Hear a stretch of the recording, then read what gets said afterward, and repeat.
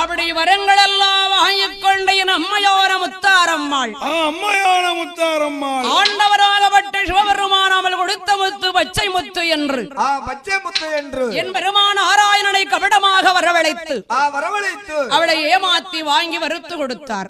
முத்தாரம்மங்கிட்ட இருக்க முத்த பூரா வாங்கி வறுத்து கொடுத்தார். வகுத்தவன் வருத்த முத்தும் முளைக்குவா வாடி போவான் என் அட்டகாளியர்கள் 8 பேர்களும் அட்டகாளி 8 பேர்களும் காஞ்சிபுர நாட்டிலே நிலையவா